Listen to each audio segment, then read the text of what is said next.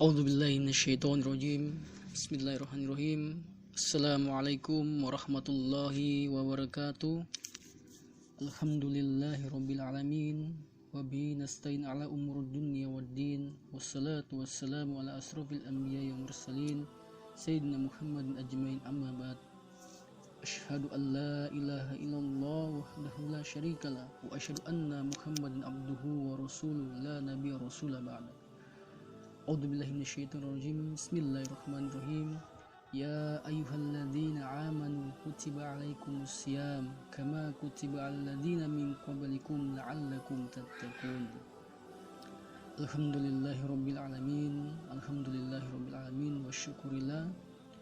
Marilah kita senantiasa menjadikan puji syukur kehadirat Allah Subhanahu wa taala karena berkat limpahan rahmat, limpahan karunia, limpahan kesempatan dan hidayah. Alhamdulillah, pada kesempatan Ramadan kali ini kita masih diberi kesempatan oleh Allah Subhanahu wa taala untuk tetap bertemu dengan bulan suci Ramadan. Kita sama-sama berdoa semoga kita tetap dipertemukan dengan bulan suci Ramadan di tahun-tahun yang akan datang. Amin ya rabbal alamin. Dan tak lupa juga salawat serta salam marilah kita aturkan kepada junjungan kita, kepada uswatun hasanah kita, kepada sang pemimpin sejati umat Islam, kepada Rasulullah sallallahu alaihi wasallam.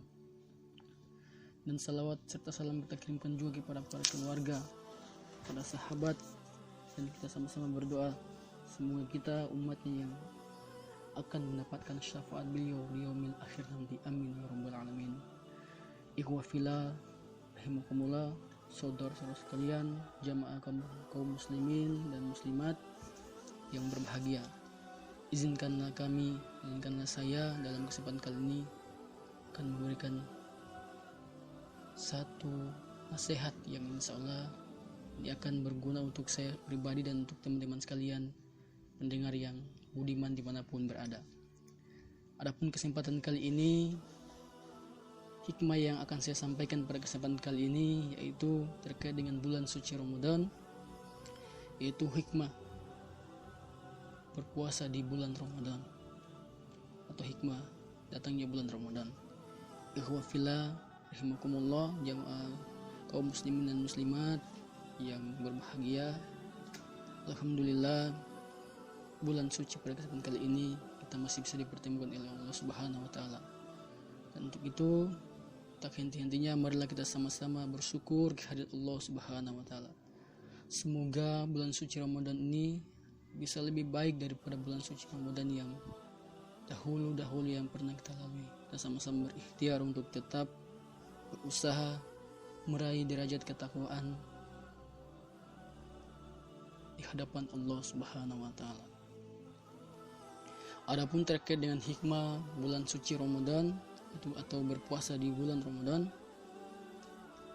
di sini ada beberapa hal yang ingin saya sampaikan terkait dengan hikmah berpuasa di bulan Ramadan.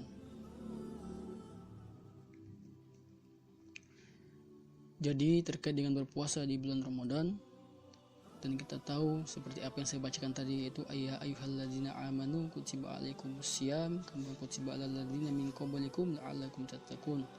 Ya ayyuhalladzina amanu, hai orang-orang beriman, kutiba alaikumusiyam, berpuasalah kamu di bulan Ramadan. Wa ma kutiba alal ladzina min qablikum la'allakum tattaqun, sebagaimana orang-orang terdahulu yang berpuasa di bulan Ramadan, agar kita menjadi orang-orang yang bertakwa. Jadi dari ayat Al-Quran tersebut, tujuan dari diadakannya atau adanya bulan Ramadan adalah bagaimana kita bisa lebih beriman dan lebih bertakwa kepada Allah Subhanahu wa taala. Kita sudah mengetahui terkait tentang keutamaan bulan Ramadan, apa-apa saja yang akan kita dapatkan di bulan Ramadan ini. Jadi sini saya akan sedikit menyampaikan terkait dengan hikmah dari bulan puasa. Jadi ikhwah fillah rahimakumullah, jamaah muslimin dan muslimat di mana berada, kita tahu bahwa berpuasa di bulan Ramadan adalah salah satu ibadah yang istimewa, di mana saya akan mengutip dari hadis qudsi di mana Allah Subhanahu wa taala berfirman, puasa itu untukku dan aku yang akan membalasnya. Hadis riwayat Bukhari dan Muslim. Puasa, khususnya puasa Ramadan, memiliki sejumlah hikmah dan maslahat bagi manusia. Secara umum, mungkin hikmah puasa bisa kita bagi menjadi 3. Yang pertama yaitu hikmah ruhiyah. Jadi hikmah yang pertama ini merupakan salah satu hikmah yang akan kita dapatkan di bulan puasa ini, yaitu hikmah ruhiyah. Yaitu puasa merupakan ibadah yang langsung menyentuh dimensi rohani. Porsinya bahkan lebih besar daripada ibadah-ibadah yang lain. Jika mungkin zakat memiliki dimensi harta yang besar, dalam sholat masih terdapat dimensi gerak, dan haji juga masih memiliki dimensi gerak, serta harta yang besar juga itu lebih fokus kepada dimensi ruhani. Karenanya ada banyak hikmah ruhiyah dalam ibadah puasa ini. Di antaranya adalah yang pertama, puasa mensucikan jiwa manusia. Dengan menjalankan ibadah puasa, manusia telah memilih untuk menahan diri dari hal-hal yang sebenarnya halal untuknya, dari waktu terbit fajar sampai dengan terbenamnya matahari. Manusia menahan diri dari makan dan minum, berhubungan dengan istrinya. Kalau ia mau, pasti ia akan bisa melakukannya, karena tidak ada yang mengetahui hal tersebut kecuali dia dan Allah Subhanahu wa taala. Saat berada di rumah yang tertutup, dalam kamar yang terkunci, tidak ada orang lain yang mengetahui jika ia makan atau minum, tetapi ia tidak melakukannya karena Allah Subhanahu wa taala.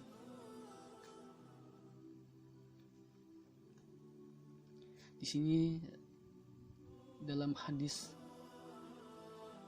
yang saya sampaikan tadi terkait dengan hadis qudsi, itu yang artinya dia tidak makan dan juga tidak minum dan tidak berhubungan dengan istri-istrinya karena aku puasa itu untukku dan aku yang akan memberinya pahala.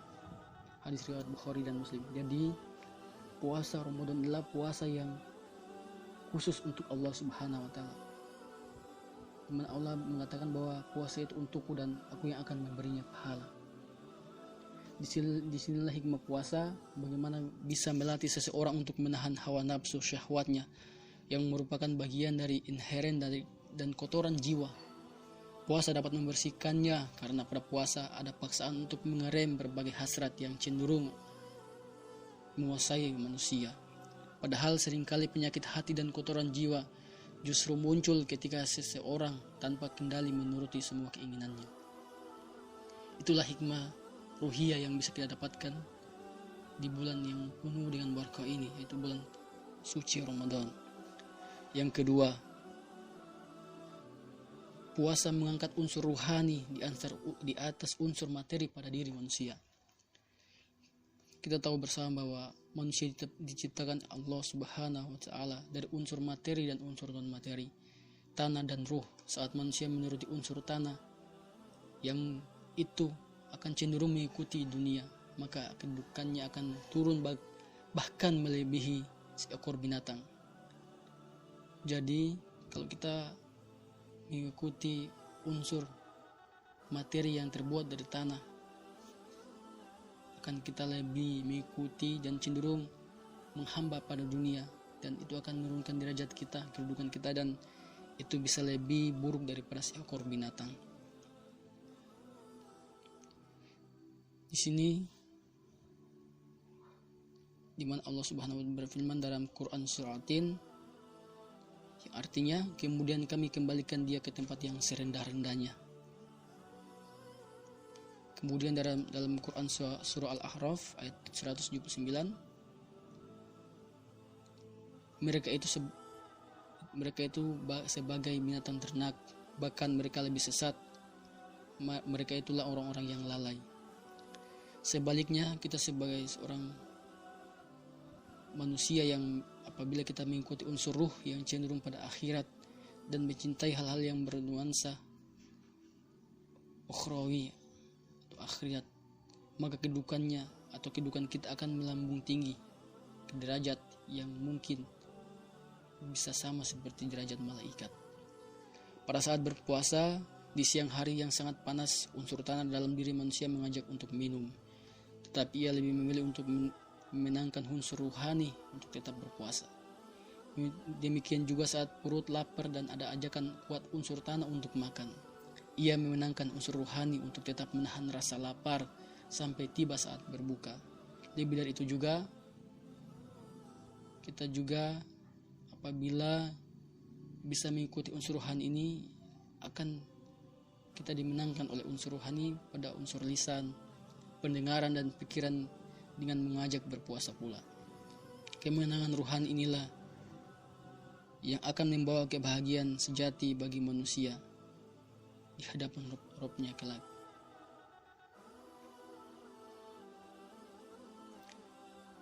Di mana dalam hadis muttafaq alaih, yang artinya orang yang berpuasa memiliki dua kebahagiaan. Yang pertama, ketika dia berbuka, dia berbahagia dengan bukanya, dan ketika bertemu dengan Tuhannya, dia berbahagia dengan puasanya. Kemudian yang ketiga, puasa melatih kesabaran. Inti dari kesabaran adalah menahan diri dari kotoran untuk segera memiliki atau melakukan sesuatu yang negatif.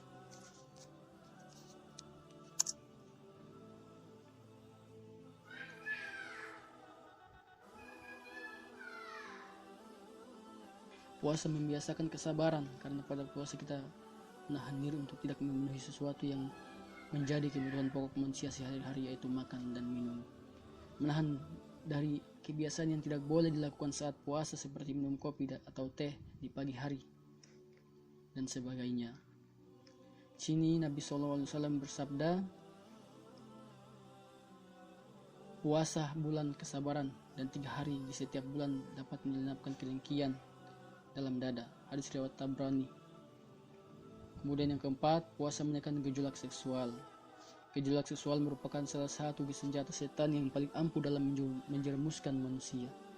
Tidak hanya bagi pemuda yang belum menikah, tetapi juga pada orang yang sudah berkeluarga. Itulah mengapa puasa berpengaruh menekan gejolak seksual ini. Karena itu Rasulullah SAW memerintahkan para pemuda yang belum mampu menikah untuk berpuasa. Wahai para pemuda, barang siapa di antara kalian telah mampu, maka nikahlah. Dan sesungguhnya ia lebih dapat menundukkan pandangan dan lebih menjaga kemaluan. Sedangkan barang siapa yang tidak mampu, maka berpuasalah, karena sesungguhnya puasa itu benteng baginya. Hadis riwayat Bukhari dan Muslim. Kemudian yang kelima, puasa mempersiapkan manusia menjadi orang-orang yang bertakwa. Ibnu Qudamah menjelaskan 2 hal kelebihan puasa dalam kitab Mutakhashar Minhajul Qadisin. Pertama, puasa termasuk amal yang tersembunyi dan amal batin yang tidak bisa dilihat oleh orang lain, sehingga tidak mudah disusupi riya. Kedua, cara untuk menundukkan musuh Allah, karena sarana yang dipergunakan musuh adalah syahwat. Syahwat bisa menjadi kuat karena makanan dan minuman. Selagi lahan syahwat tetap subur, maka syaitan bisa berkeliaran di tempat yang subur itu untuk menjerumuskan manusia. Tapi jika syahwat ditinggalkan, maka jalan ke sana akan juga sempit. Ketika seseorang ikhlas dalam menjalankan perintah Allah dan mampu meninggalkan larangannya dengan kemampuan mengendalikan syahwatnya, maka pada saat itulah ia bisa mencapai derajat takwa. Seperti yang saya sampaikan tadi, itu Quran surah Al-Baqarah ayat 183. Ya ayyuhalladzina amanu kutiba alaikumus syiyam kama kutiba alladzina min qablikum la'allakum tattaqun. Hai orang-orang yang beriman, diwajibkan atas kamu berpuasa sebagaimana telah diwajibkan atas orang-orang sebelum kamu, agar kamu bertakwa. Kemudian hikmah yang kedua adalah hikmah medis. Kaum muslimin rahimakumullah, iwafila, betapa banyaknya penyakit medis yang berawal dari pola makan yang tidak sehat, dan betapa banyak penyakit yang berawal dari masalah pencernaan. Selain memiliki hikmah ruhiyah yang tinggi, puasa juga memiliki hikmah medis yang telah terbukti melalui berbagai penelitian. Di antara hikmah itu adalah apa yang ditulis oleh Said Hawa dalam Al-Islam, antara lain. Yang pertama, Puasa memberi kesempatan beristirahat bagi alat pencernaan, yang dimana selama 11 bulan itu tanpa henti-hentinya beraktivitas. Untuk itu pada bulan suci Ramadan ini, puasa memberikan kesempatan untuk alat pencernaan kita untuk beristirahat sejenak, sehingga dari peristirahatan ini akan terjadi keteraturan dalam pencernaan yang lebih sehat. Dan sudah menjadi hal yang lazim bahwa puasa dipakai untuk mengobati beberapa pasien. Dan ketika akan melakukan operasi besar. Kemudian yang kedua, telah terbukti kebenarannya secara ilmiah bahwa memperbanyak makan bisa menimbulkan penyakit yang muncul. Yang munculnya berkaitan erat dengan kebiasaan banyak makan, seperti penyakit rematik, penyakit liver, tekanan darah tinggi, dan kencing manis. Oleh karena itu, tidak diragukan lagi bahwa puasa akan memberikan kesempatan istirahat bagi tubuh setiap tahunnya dalam waktu tertentu. Oleh karena itu, penyebaran jenis-jenis penyakit seperti ini di daerah-daerah yang penduduknya terbiasa menjalankan puasa sangat rendah. Selain hikmah ruhiyah, hikmah medis, puasa di bulan Ramadan juga mempunyai hikmah sosial.